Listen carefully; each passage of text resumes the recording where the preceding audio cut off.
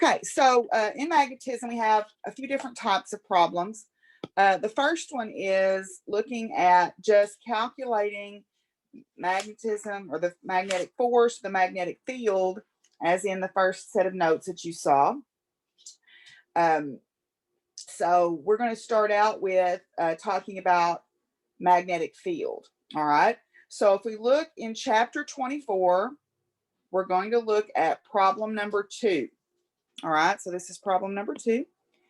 It says an investigator places a sample 1 centimeter from a wire carrying a large current. The strength of the magnetic field has a particular value at this point.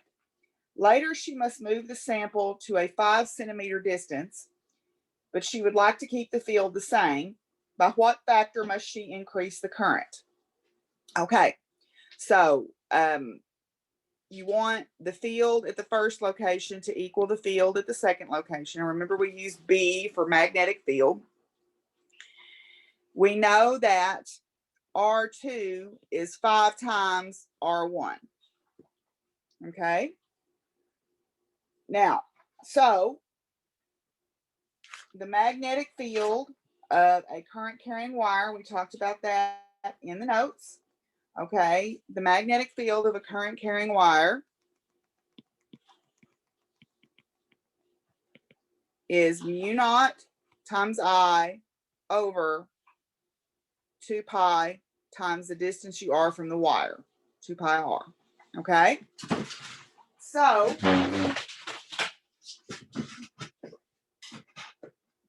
you got mu naught, which is a constant that we can look up. Okay, and if you haven't looked it up yet, it is 4 pi times 10, and then you look at it. Well, make sure I get my units right here before I mess y'all up.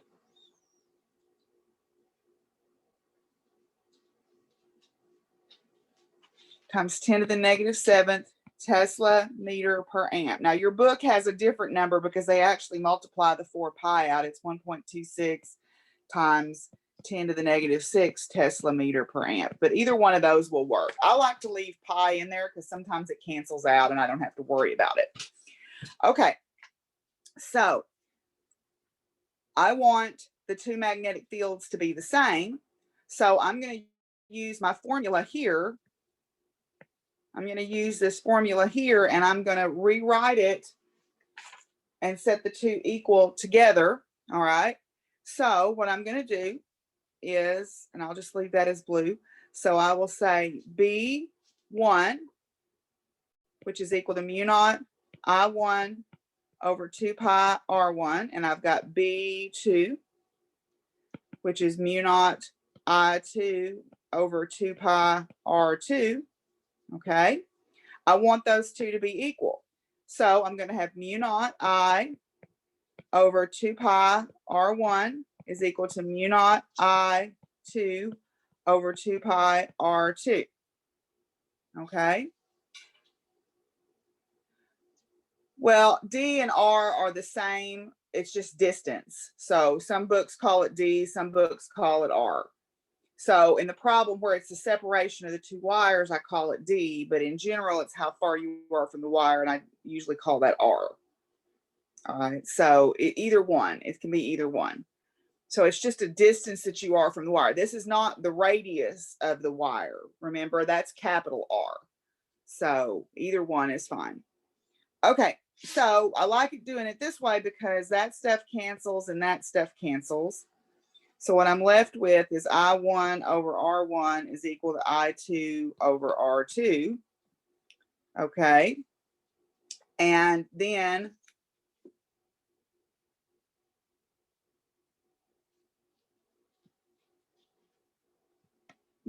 what you have is I2, which is what we're looking for, is R2 over R1 times I1. And since R2 is 5 times R1, I can cancel those out. And I get the new current is 5 times the old current. Okay. So because they're linearly related, if you if you increase the distance by 5 times and you want the field to stay stronger, you have to compensate for that by increasing the current by 5 times. Okay. All right. Any other questions on that one?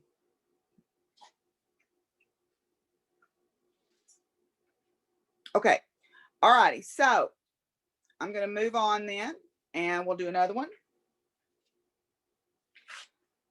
So the next one that I want to do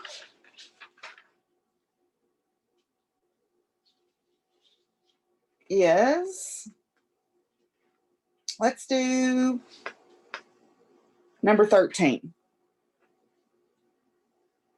Okay. So number 13 is about a solenoid. So we know that we have that formula for the magnetic field of a solenoid is mu naught times N times I, where N is the number of turns per length. Okay.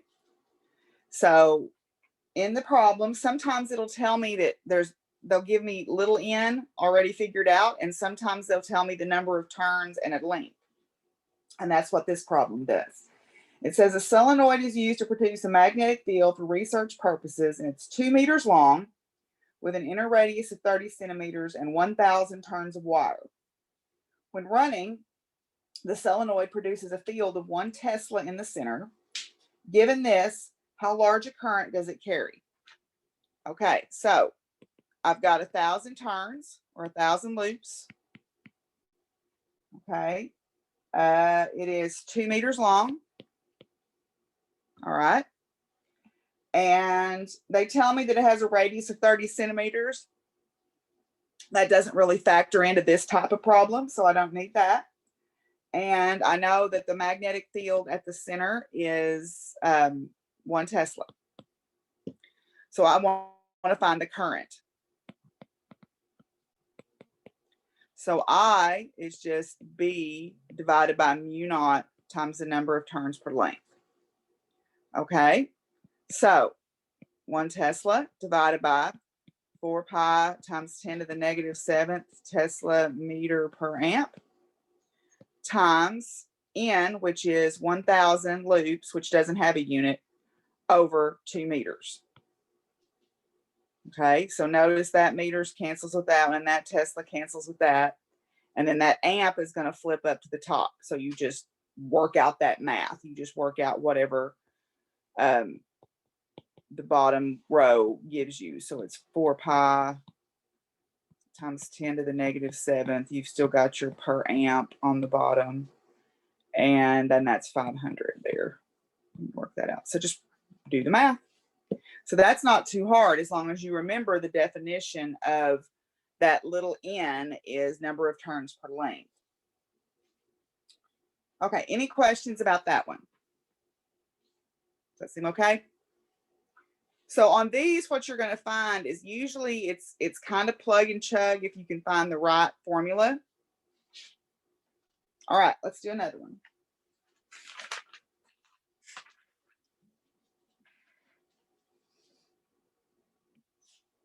Okay, now we talked a little bit about the force on a moving charge. All right, so I want to do a couple of examples of that. So I'm going to do problem 24.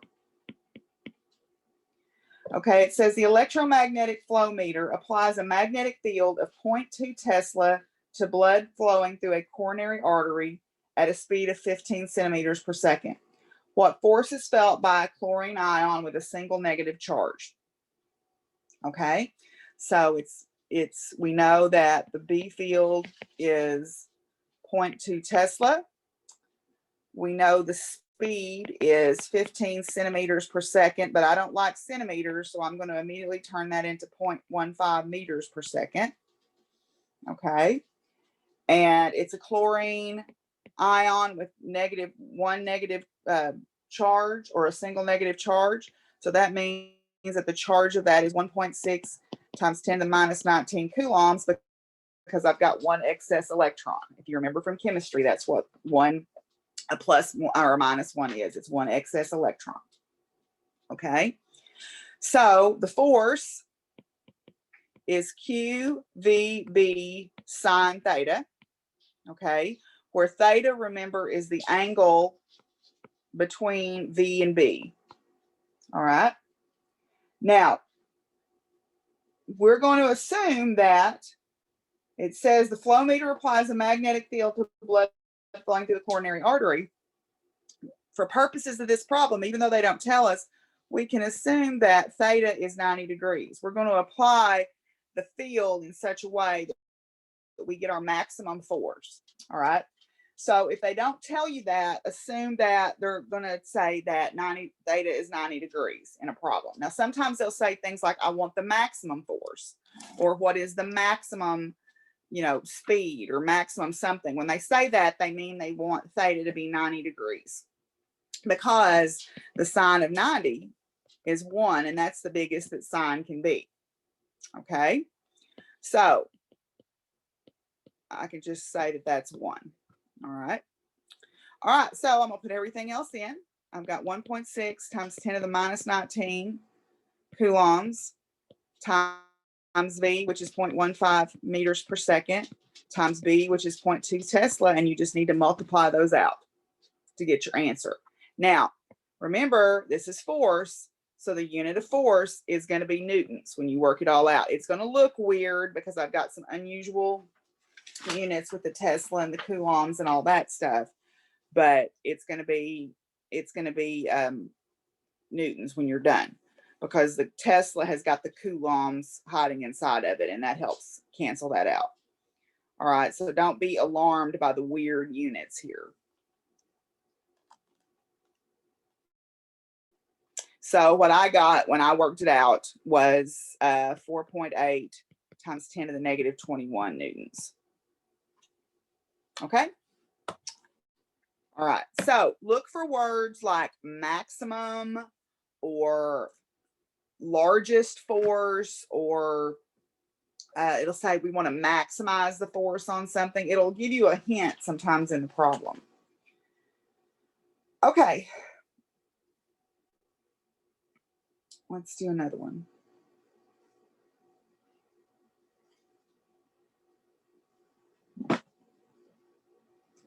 All right, let's see.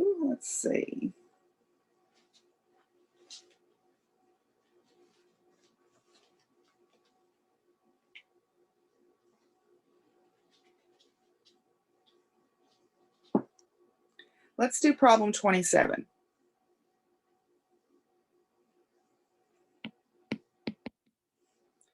Okay, 27 says, in a simplified model of the hydrogen atom, its electron moves in a circular orbit of radius 5.3 times 10 to the negative 10 meters at a frequency of 6.6 times 10 to the 15th hertz. What magnetic field would be required to cause an electron to undergo the same motion? All right, so this is where we start talking about the cyclotron. All right, the cyclotron. And we've got a couple of things that they've told us here. So they have got, we know it's an electron. So we know it's charge.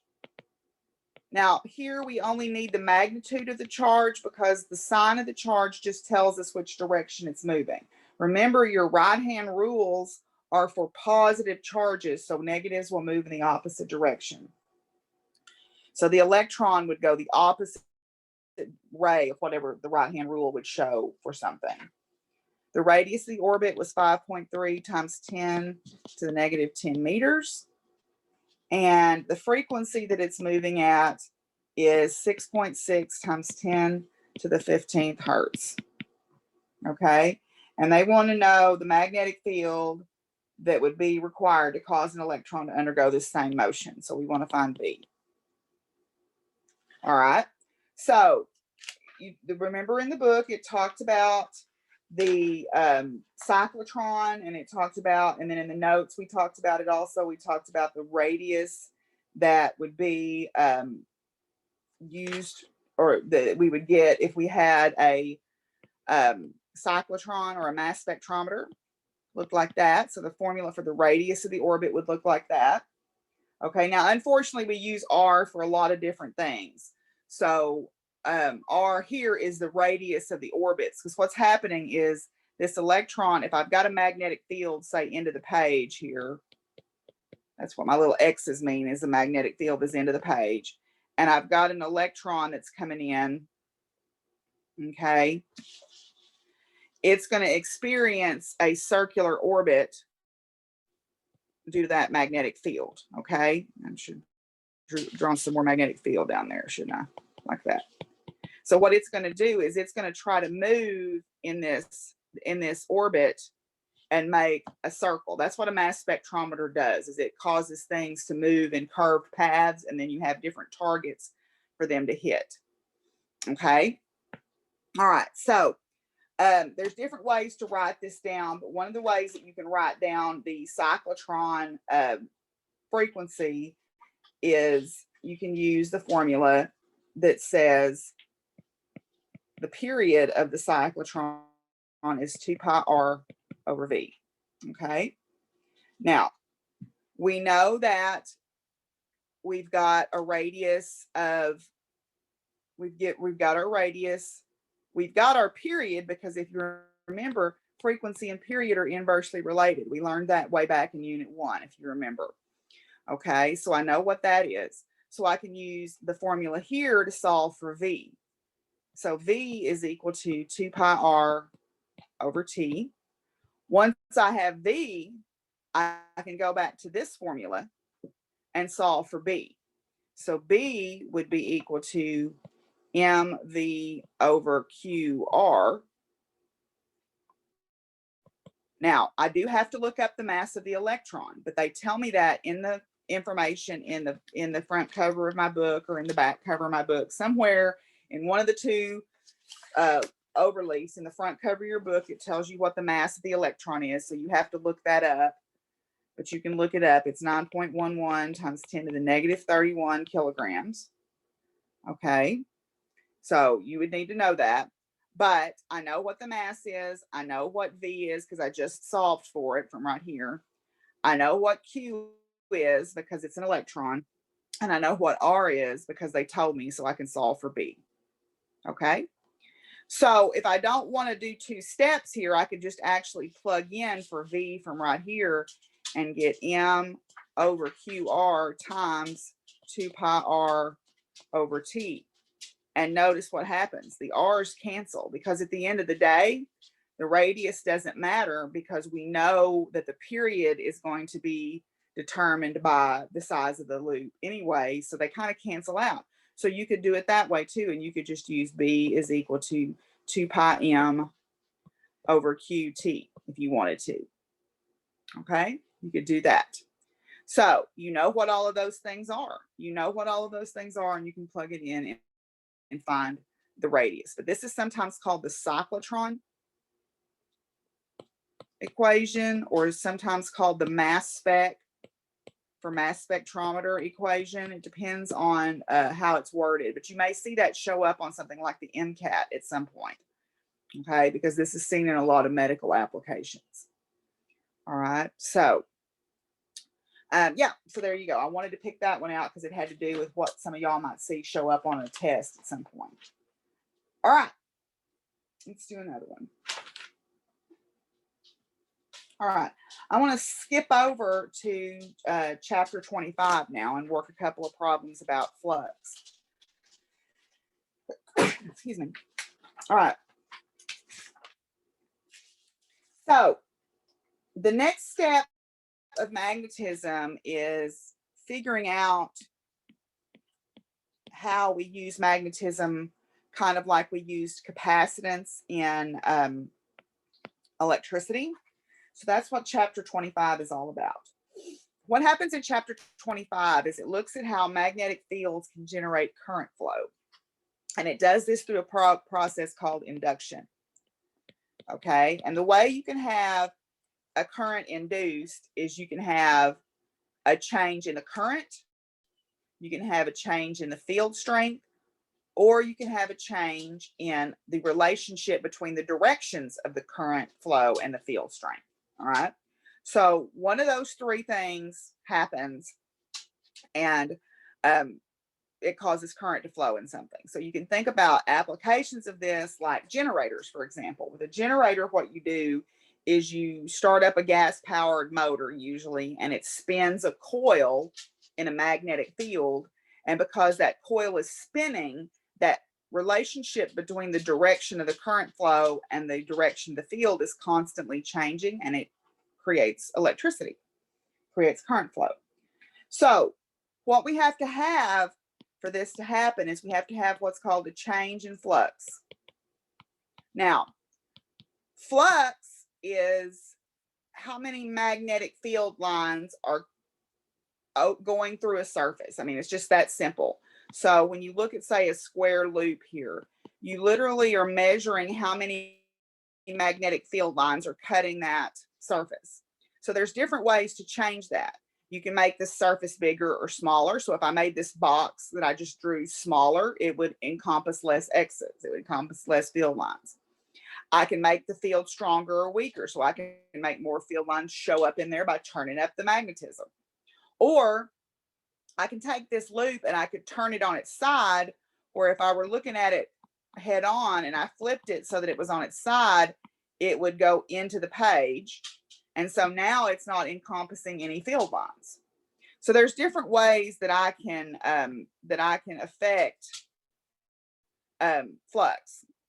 Okay, so the whole point of finding the induction is we need to figure out what is changing.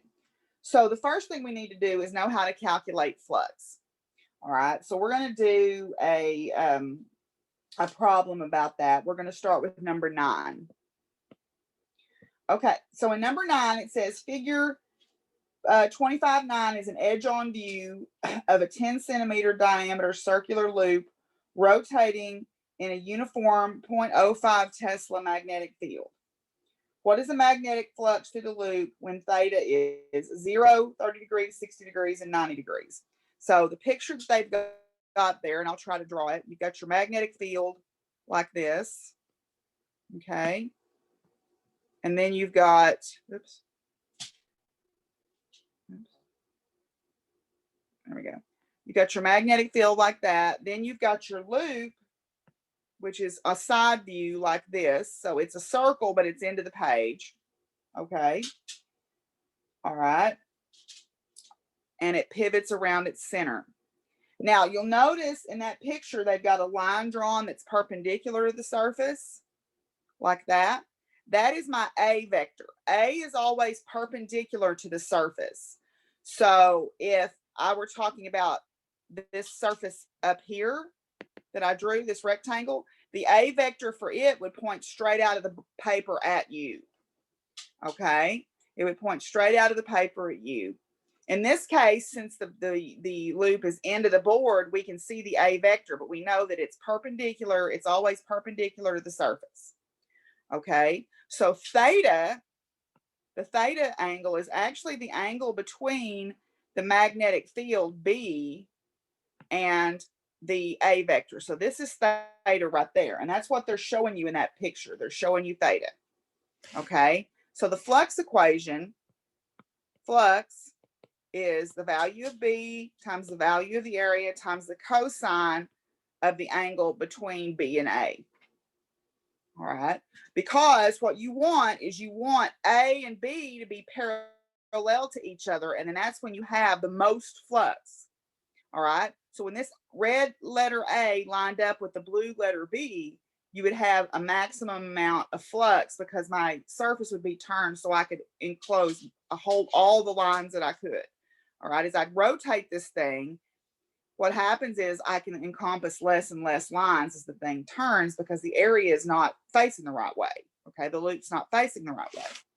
So in this case, I know it's a circle.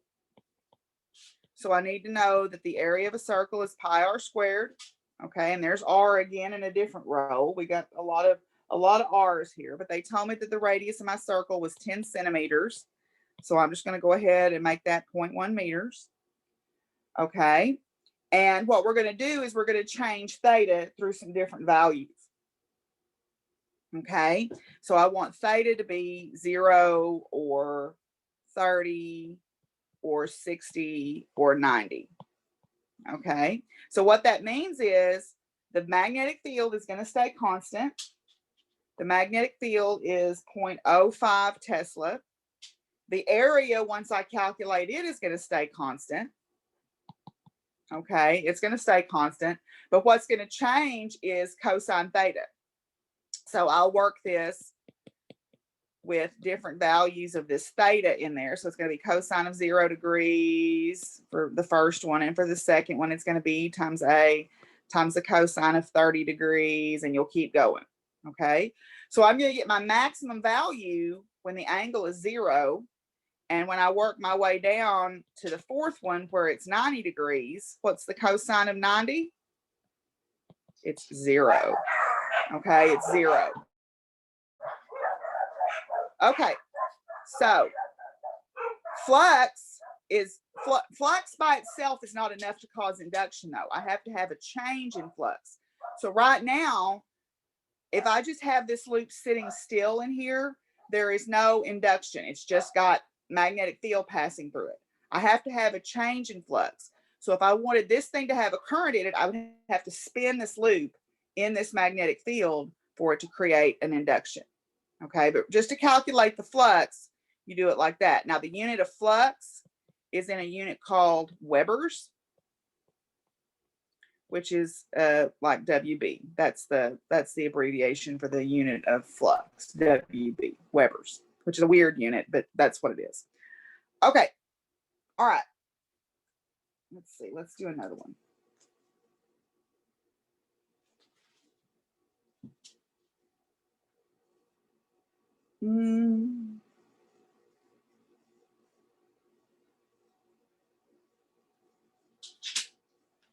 Let's do number 16. Now, if I have a change in flux, I use something called Faraday's law,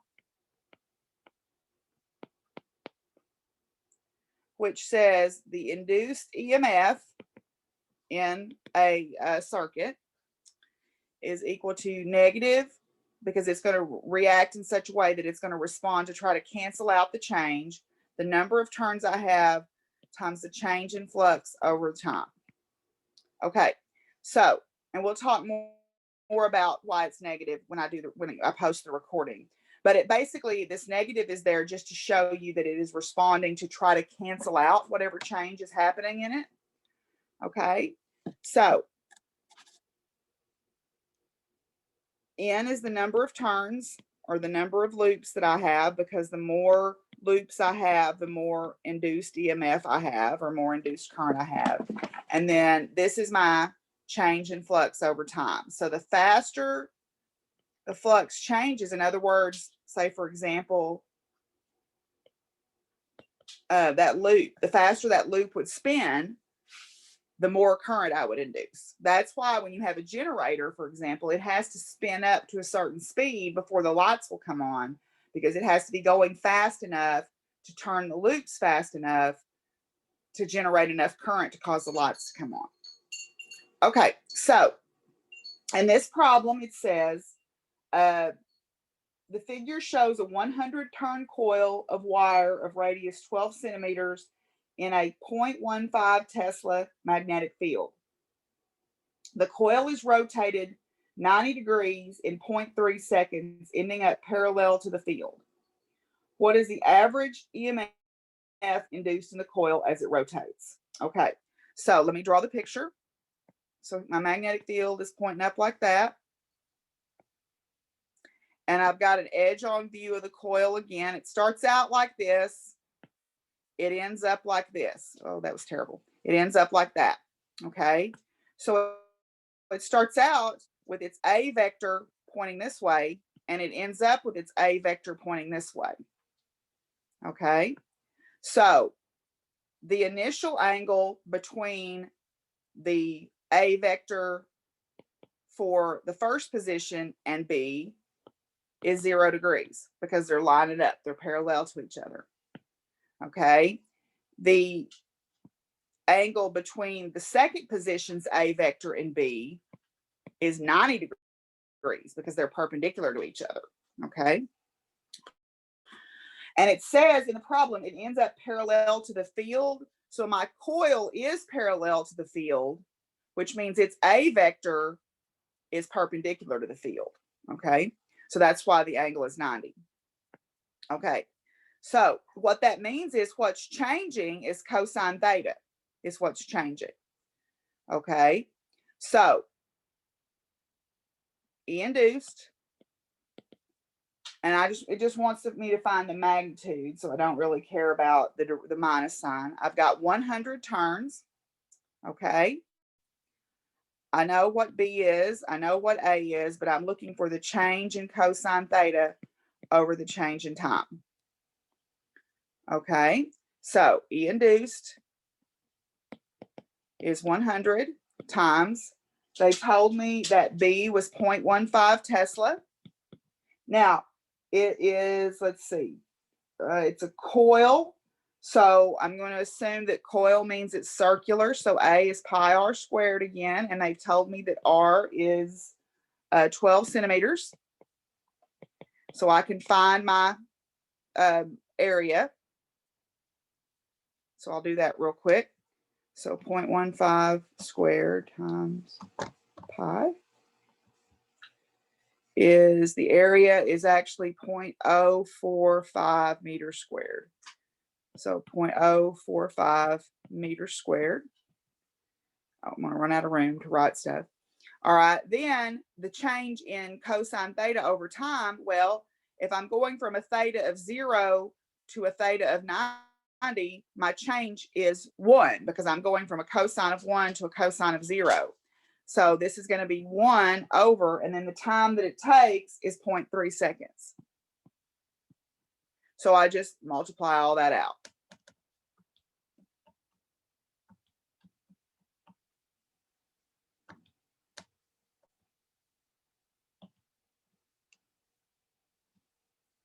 And I got 2.25, and the units for this are volts. If you work it out, the units are volts. So the induced EMF is 2.25 volts for this particular problem. If I had more turns, I would have more induced voltage. Okay. All righty. I want to do one more type of problem here. And it is actually one that's over in chapter 26 about transformers, because one of the applications of induction is transformers. Okay, so transformers show up in a lot of different places. The little cube chargers on your cell phones, that brick that's attached to your laptop charger, all of those things are transformers. And what they do is they change the voltage to the right size for that thing to use it. If you look on your laptop, it'll say it needs 12 volts. What comes out of the wall is around 120 volts. So what we need there is something to decrease the voltage, which is called a step-down transformer. And we'll talk about transformers more in the notes, but transformers are pretty simple. They're either step up, which means they take the voltage in the secondary is greater than the voltage in the first thing, which is called the primary. So the thing that it's the first thing that it comes from, the thing that it comes from is called the primary, and the thing that it goes into is called the secondary. So in the case of your laptop, the primary would be the wall outlet and the secondary would be your laptop, because the wall outlet's putting out 120 volts and the secondary needs 12 volts. So it's actually something called a step down transformer. It takes the voltage and makes it smaller. Okay. So your cell phone transformer is a step down. Your laptop is. Now, if you've got something like a neon sign in your house, those things take a lot more than 120 volts. So you actually have a step up transformer attached to those. But anytime you see a plug that's like a big square plug or something, that has got a little transformer inside of it. Okay, now the transformer equation says that the number of turns in the primary over the number of turns in the secondary is equal to the voltage in the primary over the voltage in the secondary. Or the current is inversely related. As the turns go up, the amount of current flow goes down. Okay, so if I know the number of turns, then I know how the voltage relates. So a step-up transformer will have more turns in the secondary than it will the primary, and a step down will have less turns. Okay, so that's it. That's a fairly straightforward way to calculate information about transformers. So problem 13 in chapter 26 says a power cube transformer for a portable CD player has an output of 4.5 volts and a 600 milliamp output when plugged into a 120 volt outlet. So what they're telling you there is the voltage of the secondary is 4.5 volts. The voltage of the primary is 120 volts. And the current in the secondary is 600 milliamps, which I don't like milliamps, so I'm just going to make it 0.6 amps. Okay.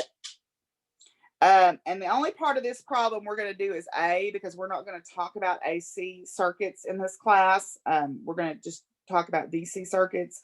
So we're just going to say if the primary coil has 400 turns of wire, so the number in the primary is 400, how many turns are in the secondary? They want me to find the number in the secondary. Okay. So I'm going to use this formula right here. So the number of turns in the secondary, if I rearrange that equation and solve for that, is number of turns in the primary times V in the secondary over V in the primary. Okay. So my number of turns is 400 in the primary. My voltage in the secondary was 4.5 volts. And my voltage in the primary is 120 volts. So I can work that out. And I know I better get a number less than 400 because I know that it's a step down transformer. So I got 8.3 turns, which is less than 400.